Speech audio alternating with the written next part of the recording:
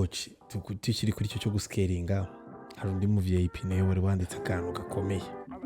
aravuga ati umumaro wa connection ikimenyane connection si ikimenyane Abavip base kutubwira nimba connection atari ikimenyane kiri connection ari ikimenyane rega coach reka nkubwire umuntu hari gihe uziranye n'umuntu akagufasha akaguteza imbere nibyo ikimenyane gisoundinga nabi ikimenyane gisoundinga nka ruswa urumva ruswa abantu bajya bayita tipe kugira ngo bayitagatifuze ariko connection reka twigane kuri connection network connection ibyo ngibyo ari ibintu byiza. Ni gute rero umu entrepreneur ikintu nk'icyo icyamenye ni gute yavanayo connection nziza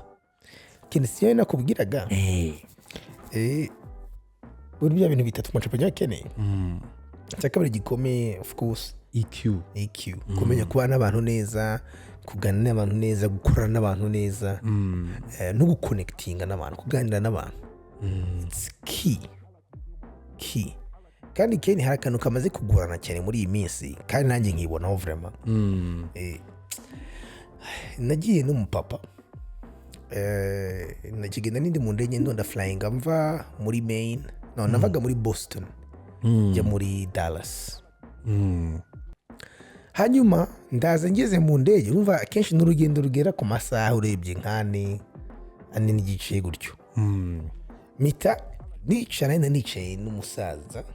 mukese umusaza cyane n'umupapa ufite imyaka 59 mukuru mu gakeya. Ubwo tukicara mu ndege bahunambaye kutera ebyiri bafunguye tablet bantangiye kwirebera ibyanjye utajya kwitamo hashize oya nariho ndareba movie ko internet ari nziza mitajya mu movie na downloadings ndayareba tugesigaje nk'iminota nka 40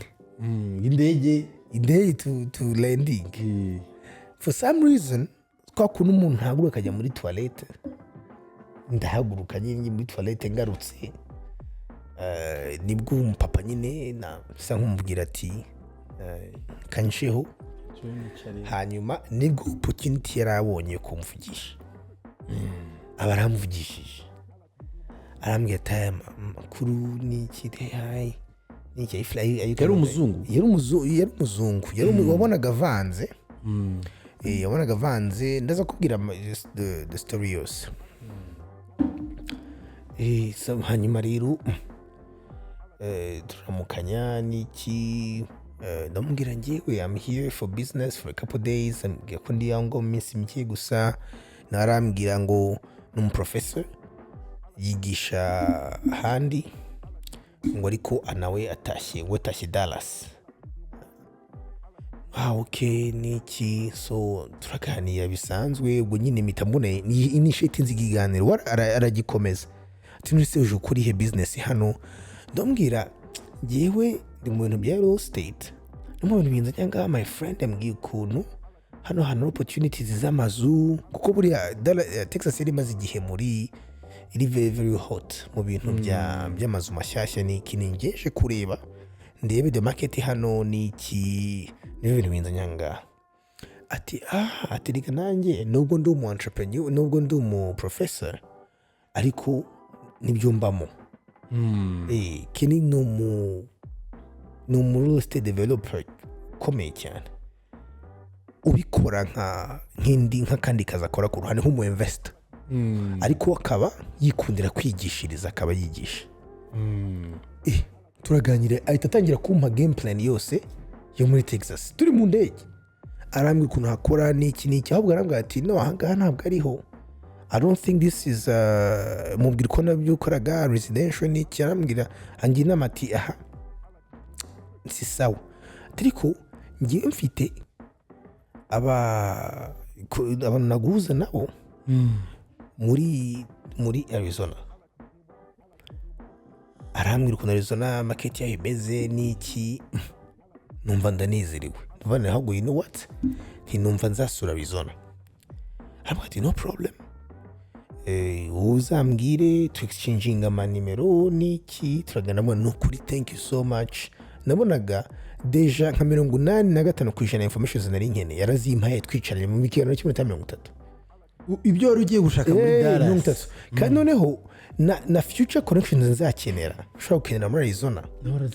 arambwiye ko hafite abantu aragira you know to cut that story short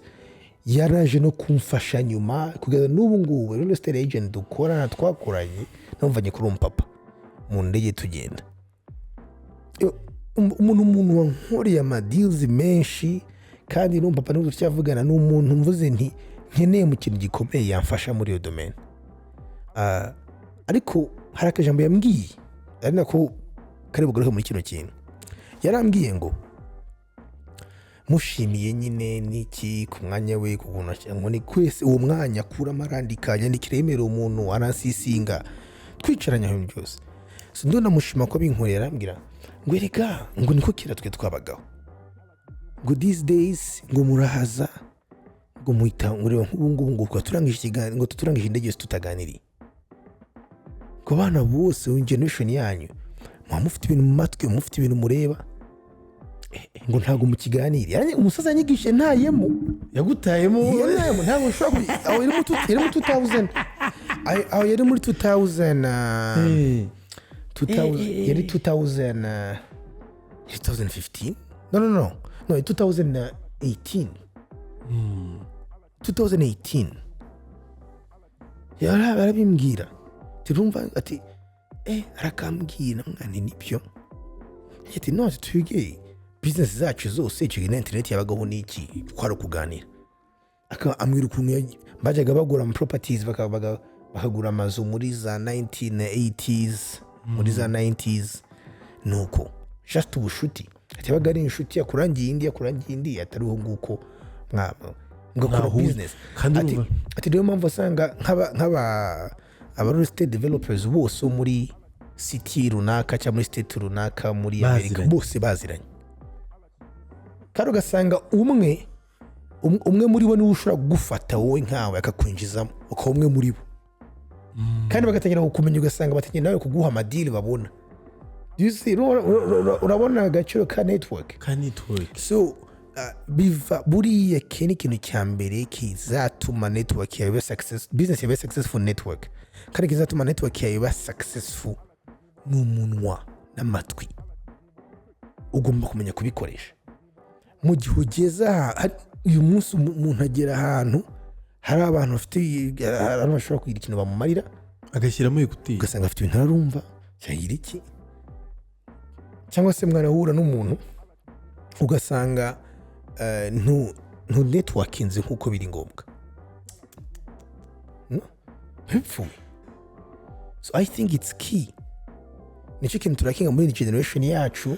twigira mantuza n'abazi ubwenge bakajya mu bahirozi bawo bakabareba ugasanga ureba coach Gele kuri internet gusa ariko ushobora kuba coach Gele ntacyo azakumara ko ntuzahura mu buzima ngiye nawe inyamara hari wa musaza ufite ya depo wa mpapa ufite ya mazu ubakisha muri quartier wa mpapa uri gumucaho ntumuramutse urareba coach Gele kandi uriya muntu uvuze uti haye mukaganira n'iki ibintu byinshi yakwigisha cyane urabyumva ugasanga network yakugeza ahandi hantu n'urugero abavip aka kantu aba ariko ni ibindi byose n'ibyo ushaka bitunanire basaka ngaka tugataha kandi ngiye iyo somo ntago nzagibagirwa uwo muntu ugeza n'ubu ngubu nta kamaro ngiye namugiriye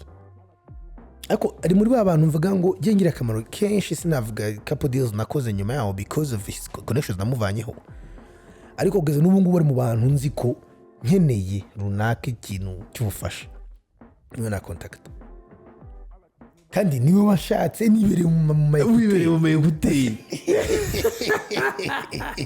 goje reka mukanya abavip mukanya tuza gufungura umurongo wa telefone muhamagare namwe mugende mushyiramo ibibazo munakomentinge kuri ibi bintu twavuzeho